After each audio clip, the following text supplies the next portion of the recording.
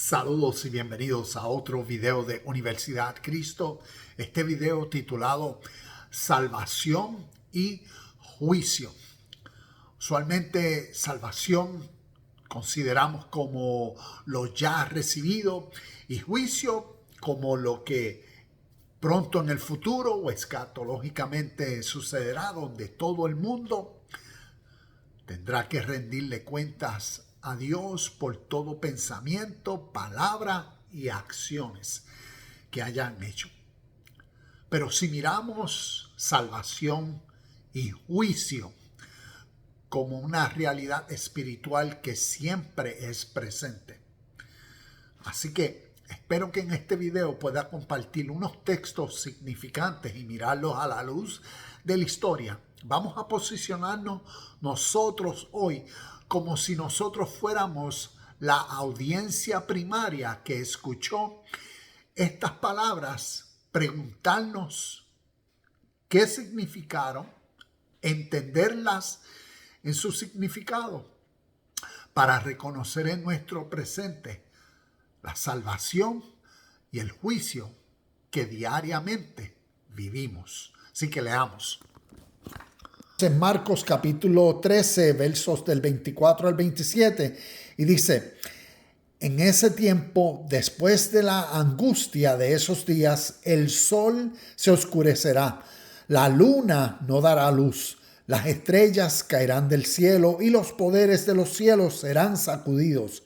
Entonces todos verán al Hijo del Hombre venir en las nubes con gran poder y gloria. Y él enviará a sus ángeles para que reúnan a los elegidos de todas las partes del mundo, desde los extremos más lejanos de la tierra y del cielo. Vemos esos textos y usualmente cuando miramos esos textos los comparamos con Mateo y ya estamos con una mentalidad escatológica. Aquí tengo notas. Entonces la gran pregunta es: si nosotros fuéramos la audiencia primaria, ¿qué hubiésemos entendido? Si hubiésemos escuchado a Jesús dando un discurso, diciendo y dando señales sobre el fin de una era, si hubiésemos escuchado a Jesús decir: ustedes que están aquí presentes, ustedes que me están escuchando, habrán algunos de ustedes que no morirán hasta que todo esto que yo les he dicho, todo este discurso, se cumpla en su totalidad. Nosotros hoy necesitamos entender el espíritu de estas enseñanzas. Así que la gran pregunta que nos tenemos que hacer sobre estos textos: ¿esto es literatura para tomarse literal como escatológicamente o en el pronto futuro? El cielo, las estrellas, el sol se oscurecerá y todo eso que nos dice. ¿O esto históricamente en literatura poética, usando figuras, símbolos, lenguaje metafórico, está compartiendo unas verdades que sucederían en el contexto histórico? ¿Ves? Para la audiencia primaria sucederían, y para nosotros es entenderla cómo y qué fue lo que sucedió en el pasado. Entonces, continúo leyendo. Históricamente, estos versos históricamente estaban empleando una imagen visible en la mentalidad de la audiencia, con un lenguaje poético profético, el cual estaba revelando el colapso sociopolítico basado a la fricción que había entre los ciudadanos, los israelitas, los ciudadanos de Jerusalén contra los romanos. Cuando miramos la historia, ¿qué sucedió entre el año 65 al 70? Vino a ser la destrucción de Jerusalén, del templo Y ahí vemos, como decir, históricamente, parte de la culminación de las palabras que Jesús le dijo a sus discípulos.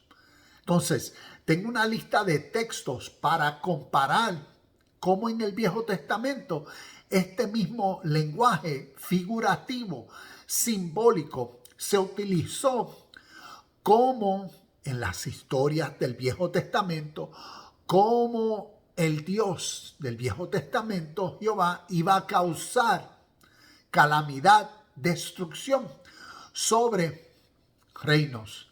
En Isaías capítulo 13 habla de prácticamente esto mismo, la destrucción de Babilonia. Tengo versos como Amós, Habacuc, Joel, Ezequiel, Ageo, y los voy a dejar todos para que entonces en tu tiempo puedas mirar cada uno y ver cómo Jesús, un judío de nacimiento, le está hablando a judíos, está usando las imágenes, está usando el vocabulario que para ellos en contexto podían relacionar y entender en su presente exactamente lo que estaba diciendo. Entonces, el verso 26 dice: verán venir en las nubes con poder y gran gloria. Y la pregunta es, ¿cómo vieron? ¿Cómo vieron? ¿Y en qué poder y gloria? Y entonces les comparto.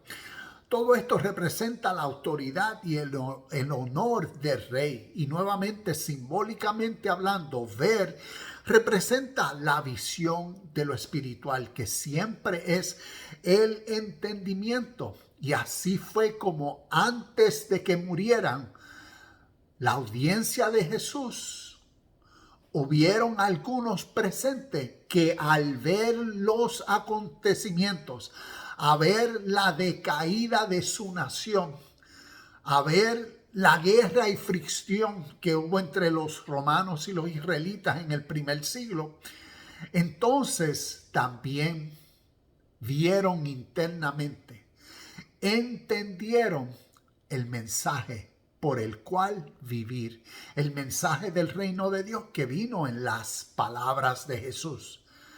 Vino a ser la revelación dentro de ellos de los valores y principios de las palabras eternas que Jesús les dijo. El cielo y la tierra pasarán. Es como decir, va a pasar los sistemas que los han condicionado. Las leyes de Moisés, los rituales del templo, todas las tradiciones y todo eso. En aquel entonces iban a pasar por lo que sucedió entre la guerra, pero las palabras de vida eterna, la justicia, el amor, la paz, ¿ves? Las palabras que contienen el poder y gloria del reino de Dios son palabras eternas, de vida eterna, que siempre son presentes en las personas que viven por tal realidad dentro de sí.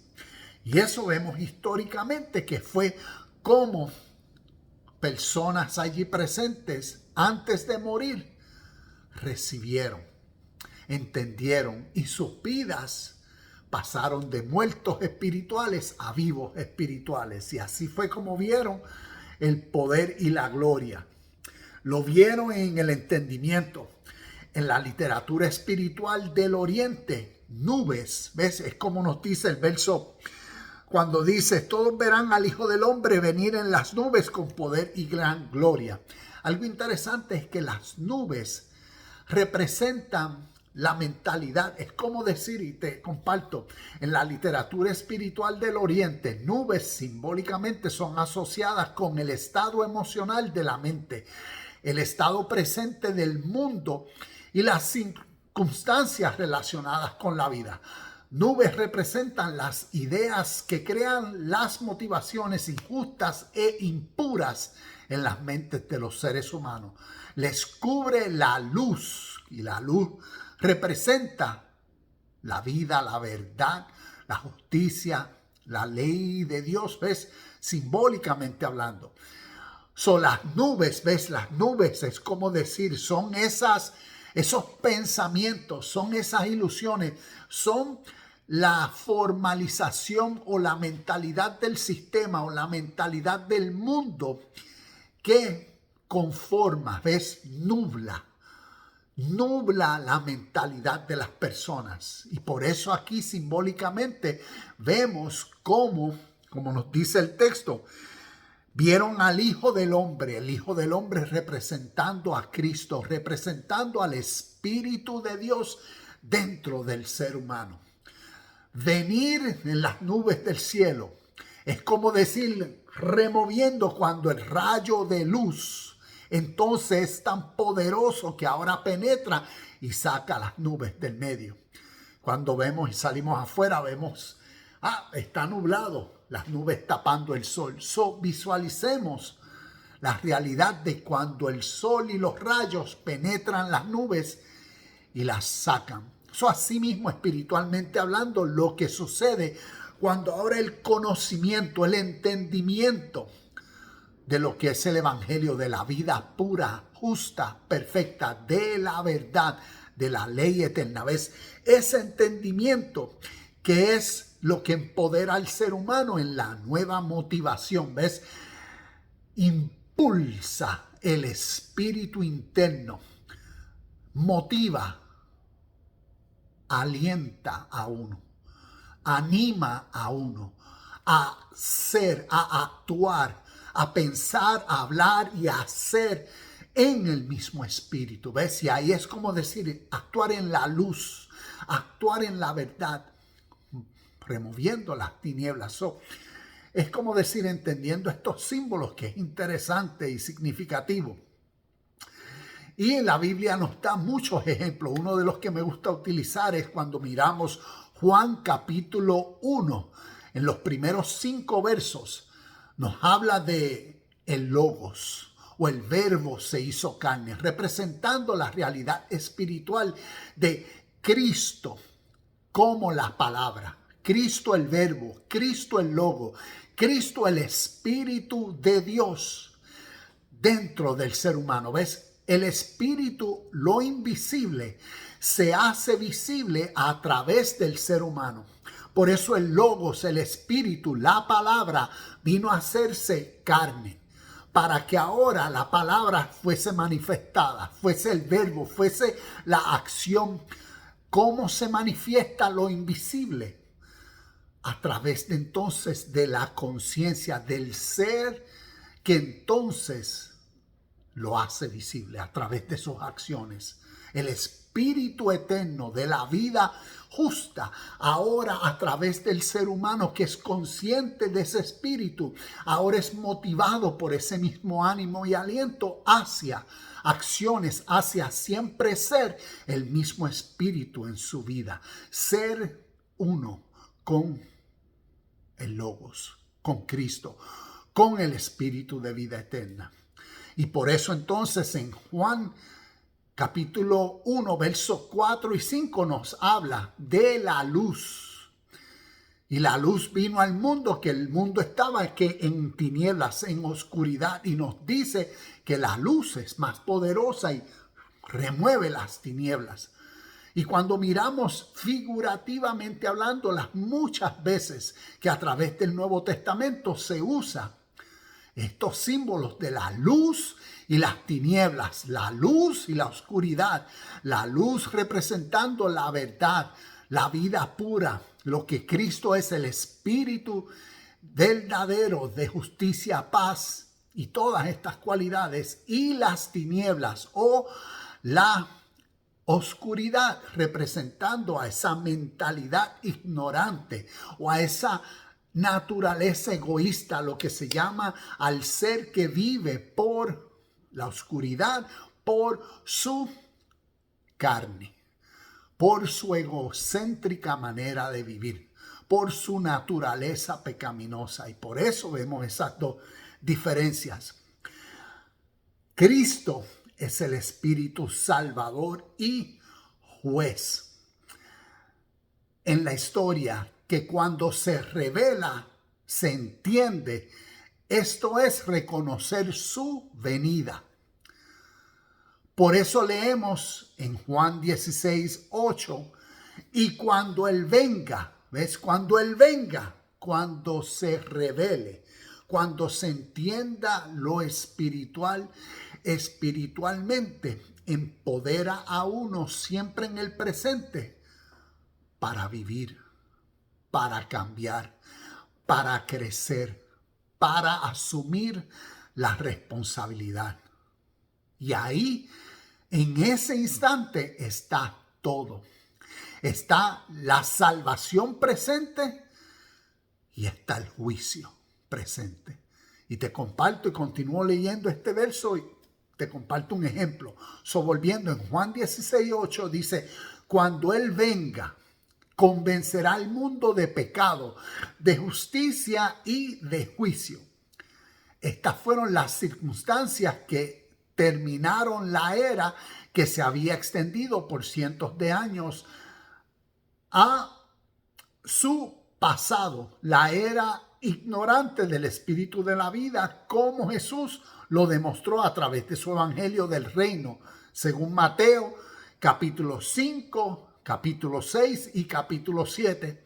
Y Pablo cuando dijo, según Colosenses 1:26, el misterio que había estado oculto desde los siglos y edades, pero que ahora ha sido manifestado a sus santos. Te quiero dar un ejemplo volviendo atrás a Juan 16:8 cuando dice, y cuando Él venga, convencerá al mundo de pecado, de justicia y de juicio. Y te doy este ejemplo para que entendamos esta realidad presente en nosotros, que no está hablando de algo que va a suceder en el futuro, sino es una realidad que diariamente, en cada momento, sucede. Pecado, justicia y juicio.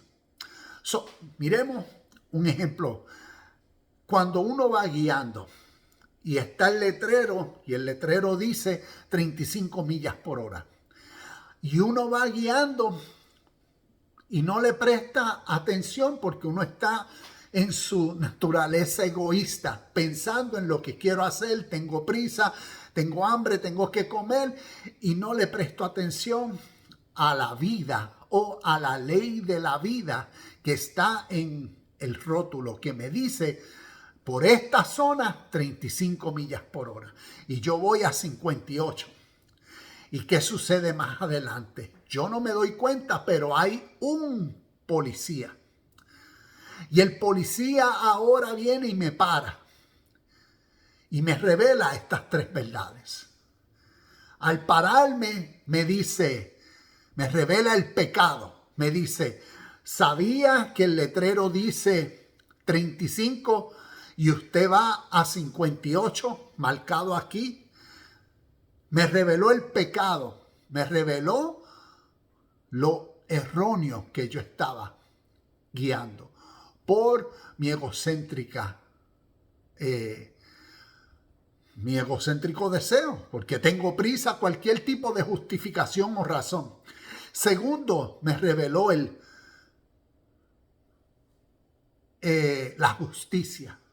La justicia es el bien de la ley. El bien de si tú guías a la velocidad que es, tanto para ti como para todo tu alrededor, si va gente cruzando, si van otros carros cambiando, va a haber una paz y un beneficio tanto para ti como cuando eres consciente de todo. Si ahí está la justicia presente. Y después el juicio. Y el juicio es entonces, al tú saber la ley, saber cómo decir lo bueno y el beneficio en la ley, entonces solo lo que queda es el juicio. Y el juicio es qué uno va a hacer después. ¿Cuál es la próxima decisión? ¿Qué sucederá o cómo actuaré al día siguiente? Por ejemplo, cuando vaya por esa zona, voy de nuevo a ignorarlo todo y a voy en mi prisa de nuevo, en mi espíritu que tengo que llegar, ahora tengo otra razón, me estoy quedando sin gasolina y tengo que avanzar. ¿Y por qué? Porque si vuelve a pasar, lo próximo que viene es el juicio, viene un ticket o puede causar un accidente, ¿ves? Y estas fueron las tres cosas que en un momento se revelaron. Tanto el pecado, el error, la justicia, lo correcto, lo verdadero y el juicio. La acción o los resultados que van a seguir de acuerdo a cómo se viva. Y eso es la realidad siempre presente, porque como Dios es espíritu, siempre en todo momento, toda y cada una de las decisiones que tomamos y hacemos demuestran esta realidad. Ahora mismo en nuestro presente, lo que estamos viviendo es basado a los frutos de nuestros pensamientos, de nuestras genuinas palabras y de nuestras acciones. Evaluemos nuestra vida hoy presente y podemos ver cómo tanto la salvación como el juicio siempre están presentes. Y si vemos que en nuestro contexto hoy, los resultados de nuestra experiencia nos están causando fricción, dolor, angustia, entonces miremos cuál es nuestra mentalidad y qué podemos entonces crecer. ¿Cómo podemos entonces reconocer y realizar, entender la venida del Hijo del Hombre? La venida del Espíritu que cause en mí ahora un nuevo poder y gloria y remueva las nubes necesarias para que hoy mismo comience el fruto de la salvación, de la conciencia nueva que tiene el poder para cambiar las acciones erróneas. La conciencia que ahora ve y vive por la ley de que el letrero dice 35 y si yo voy a 32, a 35, a 30, voy a vivir en paz. Así mismo es al uno conocer en su contexto la paz, la justicia, el bien y vivir por ello. No necesita uno ir a algún sitio algún día a que alguien me dé un trofeo, una corona, un galardón o una ropa nueva. No, porque hoy en el espíritu de la vida y del presente, ese galardón, esa corona que representa la conciencia, esa entrada a la vida eterna que representa la vida justa, la vida en los beneficios de quienes viven por el Espíritu, es las personas que en su presente viven la salvación. Y ahí vemos entonces como en el verso 27 y continuando dice, entonces enviará a sus ángeles y juntará a sus escogidos de los cuatro vientos. Cuando miramos también simbólicamente ángeles, ángeles son mensajeros que vienen a ser espiritualmente hablando, como el contexto bíblico, vienen a ser personas, seres humanos, vienen a ser también espíritus. Te doy dos ejemplos. Cuando Juan el Bautista comenzó el ministerio, entiendo que en Lucas, y tengo la cita, en Lucas Jesús dijo que Juan el Bautista vino a ser el mensajero del Señor. También ahí en Gálatas, Pablo vino a ser reconocido como un ángel, como un mensajero. Cuando Jesús envió a los discípulos, a los 12, vinieron a ser ángeles, vinieron a ser los mensajeros del Evangelio. Y vemos este lenguaje simbólico que cuando uno lo entiende, nos ayuda a entender principios espirituales. También ángeles espiritualmente hablando, se refiere a aquellos espíritus. ¿Ves? Un espíritu es la motivación dentro del ser. Un espíritu bueno, un espíritu de luz. El amor, la justicia, la paz, la verdad, la hermandad. ¿Ves? Todo esto son espíritus de luz dentro del ser humano. Son ángeles que hacen el trabajo de Dios y que es salvar, traer salvación a los seres humanos, traer la conciencia del Espíritu. ¿Ves? Es el poder que en palabras tiene para motivar a uno a vivir. Por eso el Hijo del Hombre, a Cristo, que representa espiritualmente hablando al Espíritu de Dios dentro del hombre, y por eso es a quien toda autoridad del cielo y de la tierra ha sido dada para empoderar a otros en la misma autoridad. Podemos ver Mateo 28, 19, cuando dice: toda autoridad me ha sido dada, autoridad de salvación y de juicio. Podemos ver en Apocalipsis capítulo 1, verso 7, todo ojo le verá. ¿Cómo le verán? En el entendimiento, lenguaje figurativo. La culminación de su venida, la salvación y juicio, es presente siempre, en el momento que se manifiesta y se vive por el mismo Espíritu de vida eterna, que es la fuerza y conciencia que motiva nuestra próxima acción. Namaste, shalom y bendiciones, y nos vemos en el próximo video de Universidad Cristo.